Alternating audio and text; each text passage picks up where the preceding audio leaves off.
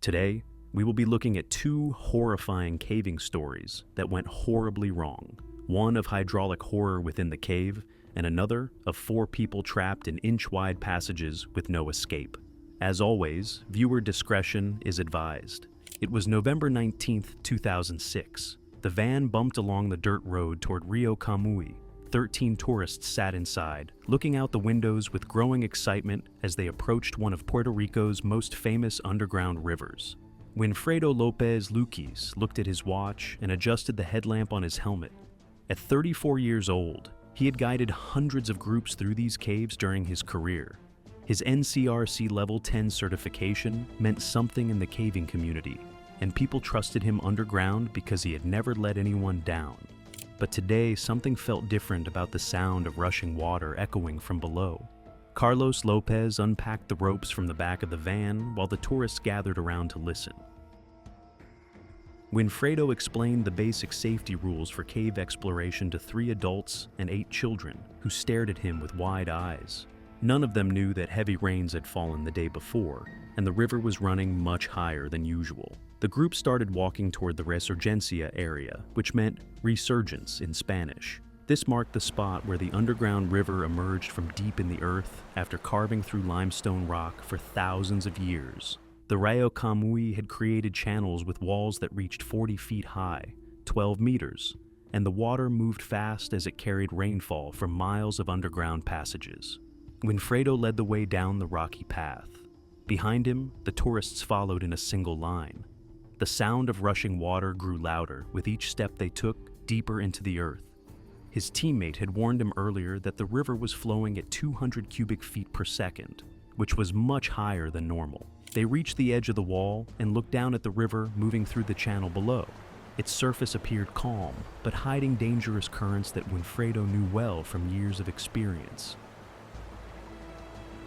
Near the 6-foot waterfall, 1.8 meters, there was a hydraulic where water spun in circles. This was a spot where objects that fell in could get trapped forever, spinning until they sank. The tourists needed to see the river up close because they had traveled far for this adventure. Winfredo and Carlos began setting up their rope system while working quickly and carefully to secure anchor points. The tourists watched and took photos while some looked nervous when they peered over the edge. The wall dropped straight down to a narrow ledge beside the churning water. Carlos got ready to go down first with his harness connected to the belay system. He would rappel down and check the river conditions because safety rules demanded someone inspect the area before everyone descended. The belay line ran through a carabiner at the top of the wall, and Carlos clipped his gear to the rope and started going down. The tourists gathered at the edge to watch as Carlos disappeared into the shadows below. Water spray came up from the hydraulic. At the bottom, Carlos moved along the ledge and stayed away from the waterfall while the hydraulic churned beneath him. Above them, Winfredo studied the setup and saw that the rope looked secure.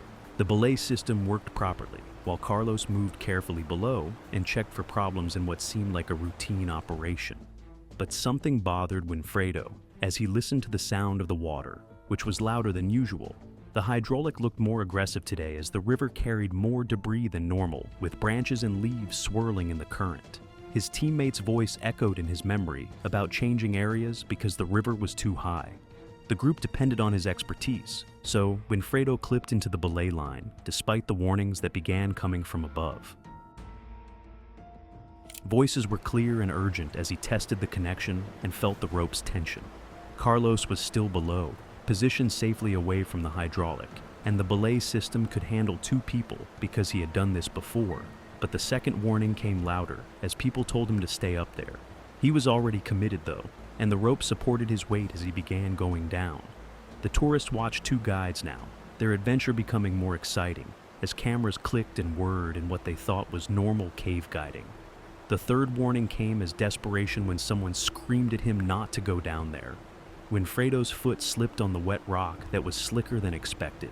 A thin film of moisture covered the limestone from the hydraulic spray, and his grip on the rope shifted. Suddenly he was falling instead of rappelling, and though the belay system caught him, the momentum carried him toward the water, where he hit the river with a splash that echoed through the channel. The current grabbed him immediately with strength that was greater than he had expected. 200 cubic feet per second meant raw power, and the water had no interest in his 34 years of experience or his NCRC certification. The tension on the belay line yanked Carlos from his position as the rope connecting them became a liability instead of safety equipment.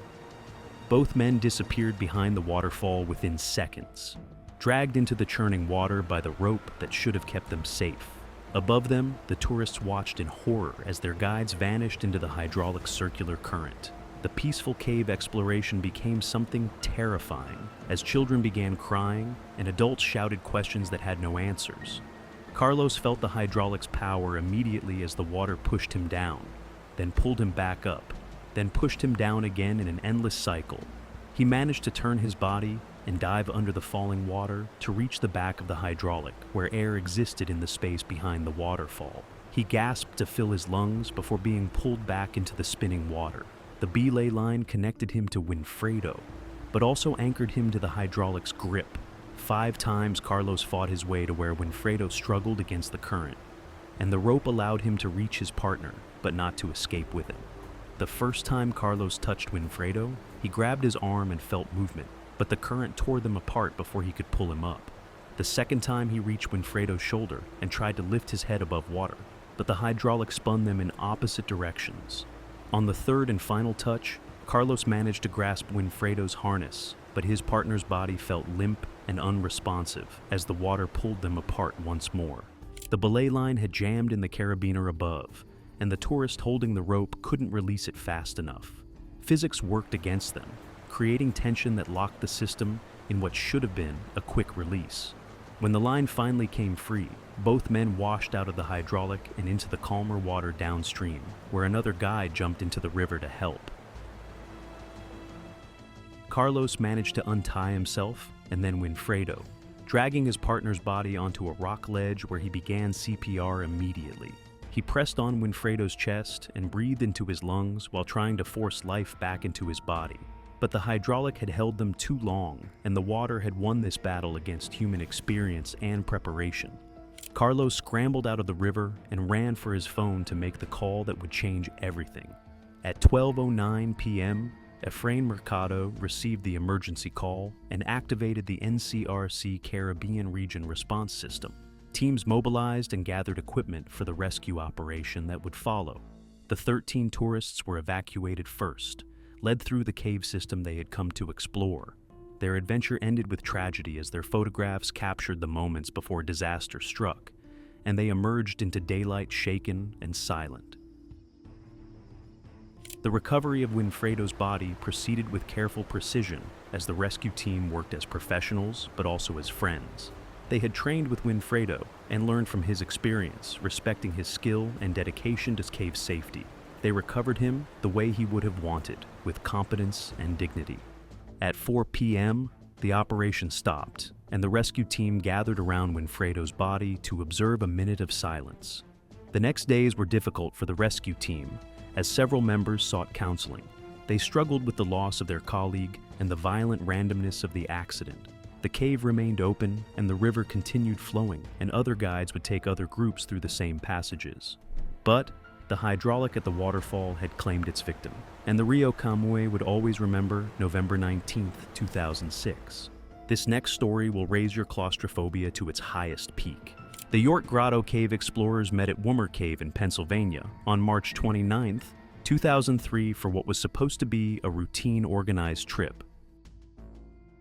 Mark Engel had planned the expedition, splitting the group into 2 teams to explore different sections of the cave system. Kevin Dunleavy, a 41-year-old experienced spelunker, led the second group deeper into the limestone passages. They had proper equipment, backup lights, and years of experience navigating tight spaces. But experience doesn't always protect you from the cave's ability to turn deadly in seconds. They reached a junction where a tight passage branched off toward the back of the cave. The passage led to something called the Shoemaker Room. Dunleavy had never been down this particular route himself, but other explorers had told him it was just a quick side trip, 10 to 20 minutes at most. They would be right back out. Those famous last words that have killed more spelunkers than any rockfall. The group made a decision that would soon seem insane in hindsight. They decided to leave their packs at the junction, all their emergency equipment, their backup gear, their rescue tools. Everything they might need in a crisis was staying behind. After all, it was just a short detour. What could possibly go wrong in 20 minutes? 3 of them decided they had seen enough cave for one day. They volunteered to stay with the packs and wait for the others to return. Dunleavy and 3 others from the group continued into the narrow passage. The passage immediately started to change character. The walls closed in, forcing them to crouch, then crawl. The rock formations became more complex, with loose stones and unstable-looking formations. But they pressed on, driven by the promise of reaching the mysterious shoemaker room. They encountered an 18-inch high crawl space that forced them to their bellies. Above them, wedged rocks formed a makeshift ceiling that looked like it had been assembled by some drunk giant. The rocks were clearly not part of the original cave structure. They were breakdown, loose stones that had fallen from above and gotten jammed together. Any experienced spelunker should have recognized the danger immediately. Breakdown formations are notoriously unstable. They shift without warning. They can hold steady for years, then suddenly collapse when disturbed by the slightest vibration. But the lure of exploration overcame caution. One by one, the group squeezed through the 18-inch crawl underneath the wedged rocks. Dunleavy followed the other 3 through the treacherous crawl. The passage was so tight that he had to remove his helmet to fit through. When he finally emerged from the crawl, the discovery waiting for them was crushingly disappointing. The passage ended in a blank wall. There was no shoemaker room. There was no grand chamber waiting to be explored.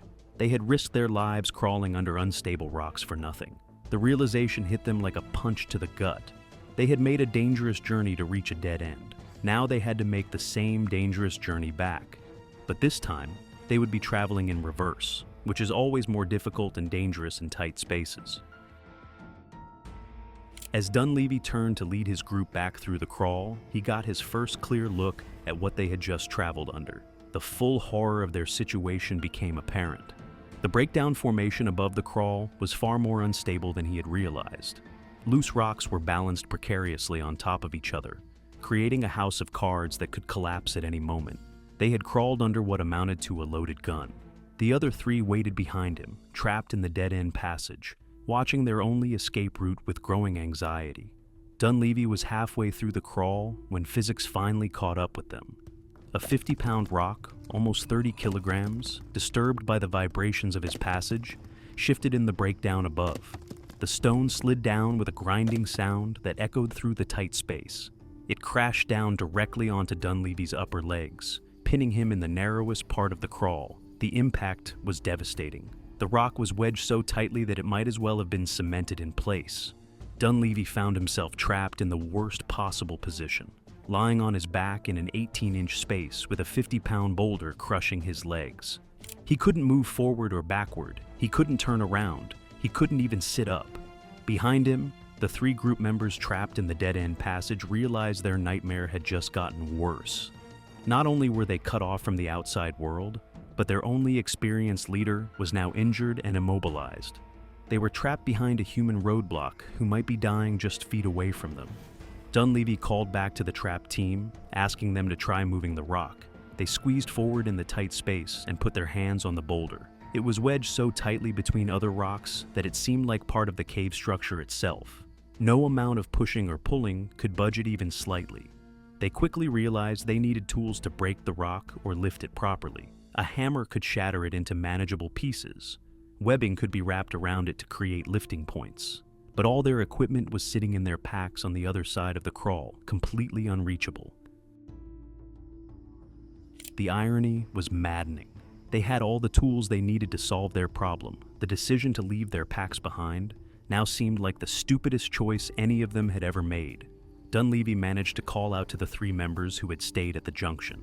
The waiting group immediately understood that something had gone terribly wrong. 2 of them immediately left to find Mark Engel and the other group. They ran through the cave passages. The 3rd, named Sky Fisher, stayed behind to try to help the trapped team. But, with the crawl blocked by Dunleavy's pinned body, there was almost nothing he could do. The pain was becoming unbearable.